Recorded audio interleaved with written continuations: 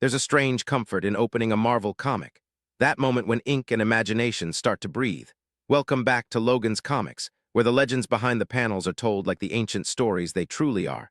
And today, we're stepping into the quiet storm behind Doctor Strange, behind the mystic arts, behind the very idea of Earth's magical defense. We're talking about the Ancient One. A name whispered with reverence, but almost never told with the raw, emotional weight it deserves. Because before the Sorcerer Supreme became a mantle, before the sanctum doors creaked open to another arrogant apprentice, the Ancient One was already carrying the burden of worlds. Let me paint the first picture. High in the Himalayas, not the cold, harsh kind you see in travel documentaries, but the mystical kind, where the wind feels like it's humming a forgotten spell, a young mystic named Yao began a journey that would stretch across centuries. In the comics, Strange Tales issue 115 flickers with the earliest glimpses of him, not as a wise mentor, not as a mighty guardian, but as a man fallible, curious, yearning, searching for the hidden truths of magic. He wasn't immortal then, just determined. And here's the part that always hits me. He didn't start by teaching others. He started by fighting himself, his ambition, his fear, his desire for power. The same things he would one day confront in Stephen Strange. It's almost poetic how life repeats itself. Now, mixing this with the MCU's interpretation gives the Ancient One a new kind of emotional gravity. Tilda Swinton's portrayal, that calm, almost celestial presence, didn't just train Strange. She saw him, the way a tired guardian sees the next generation. This is something the comics rarely say plainly, but the MCU makes you feel being Sorcerer Supreme is lonely, devastatingly lonely. Imagine knowing every dimension that wants to devour Earth. Every demon lurking behind reality like a hungry shadow. Every prophecy with your name written on it in the margins. And then imagine carrying that weight for centuries. That's the Ancient One. Centuries of watching friendships fade, enemies return, students rise and fall. Centuries of sacrifice so deep the world never even realized it existed. And here, where everything changes in the comics, the Ancient One's greatest battle wasn't with Dormammu, it wasn't with Shuma-Gorath. It wasn't even with Baron Mordo, it was with destiny. Because to train Strange to allow the mantle to pass, the Ancient One had to accept something deeply human. Their time was ending. In Doctor Strange issue 4 Relays in 1974 and later arcs, you feel this sense of quiet acceptance. Yao isn't fighting to survive, he's preparing to let go so that Strange can become the man the universe needs. And when he finally dies, his body fading into pure astral light, it's not tragedy, it's graduation. That moment still hits hard. But the MCU layered an emotional knife twist into that same moment, when she tells Strange, "I've seen everything. But this moment, watching the snow, I never saw past it." God, that line captures the one thing the Ancient One never admits in the comics. Even the greatest mystic fears the end. Even the Sorcerer Supreme wants one more minute. Even the Ancient One is human. And you almost forget that she broke the rules, drawing power from the dark dimension not for greed but out of desperation. Trying to stretch time just enough to protect the world a little longer. It's messy, it's flawed, it's painfully honest. That's what makes her fascinating. And yet in both MCU and comics, there's a turning point I always come back to. The Ancient One never truly leaves. Now I don't mean resurrection or comics logic. I mean something deeper. In the Defenders issue 6 and later in Doctor Strange, Sorcerer Supreme One, the Ancient One returns as a spirit, a guide, a whisper in the astral wind, sometimes harsh, sometimes gentle, always watching. Strange even admits, in one of the most heartfelt lines from early Strange comics, that he feels the Ancient One's presence like a candle in a distant window. There's warmth, memory, legacy. That's the thing about mentors. Even when they're gone, the lessons linger. And yet, we're still not at the emotional core. Because whether it's the MCU portrayal or the comic mythology, the Ancient One embodies something so rare in modern storytelling: graceful power, fierce compassion, and the quiet tragedy of someone who knows too much. She didn't crave glory, she didn't seek fame, she didn't sit on a throne. She sat on a mountainside, teaching flawed mortals how to save a world that never even said thank you. And when a cocky surgeon stumbled into her temple, arrogant and broken, she didn't reject him. She saw the potential the universe had whispered to her centuries ago. She saw the spark. A spark that would become Doctor Strange.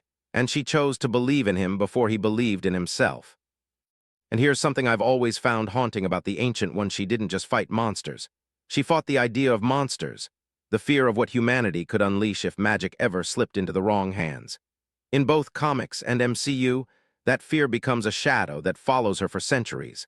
Let's talk about Mordo for a second, because you can't tell the Ancient One's story without acknowledging the heartbreak of her greatest failed student.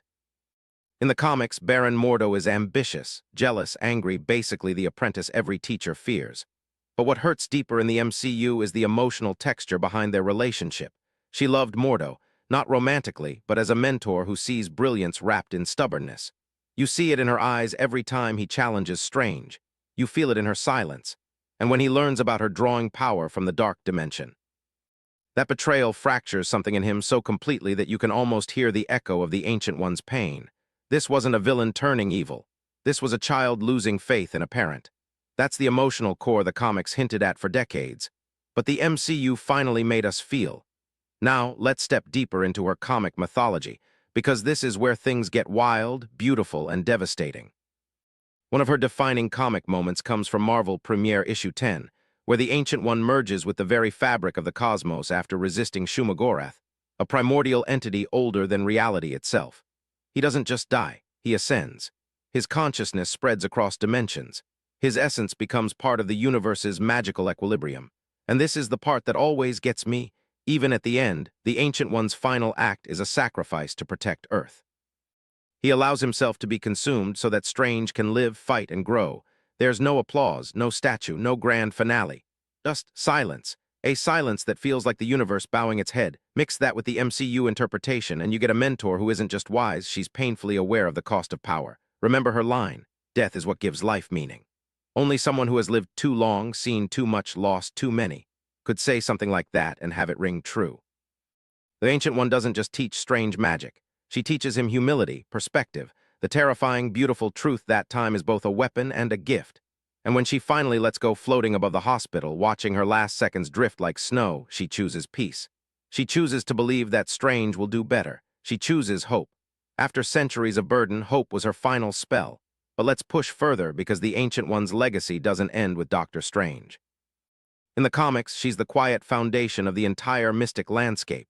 Wong's lineage, rooted in her teachings. The Vishanti's pact with Earth's defenders, guided by her wisdom. Even Strange's darkest moments, his failures, his bargains, his most desperate spells, are shaped by the lessons she carved into his soul. It's like she's always there, just at the edge of the panel, watching, waiting, guiding in Doctor Strange.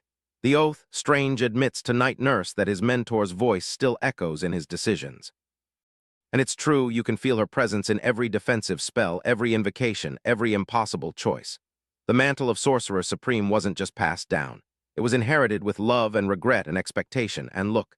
This is the part I love. The Ancient One never demanded perfection. She demanded effort, intention, courage. Doctor Strange wasn't chosen because he was powerful. He was chosen because he could learn, he could grow, he could change. And that's the Ancient One's greatest legacy. She didn't build warriors. She built better people, people who, despite their flaws, would stand between Earth and annihilation, even when no one else could. Now let's close this story the way it deserves. Imagine a quiet night in Kamar-Taj. The candles flicker, the sanctum doors creak. A new apprentice bows, nervous, excited, unsure. And somewhere in the astral wind, a whisper moves through the halls, not loud, not commanding, just warm and reassuring. The Ancient One's voice, still watching, still guiding.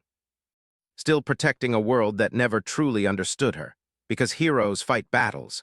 But legends keep teaching long after they're gone. And the Ancient One, she became a legend long before anyone realized she was mortal.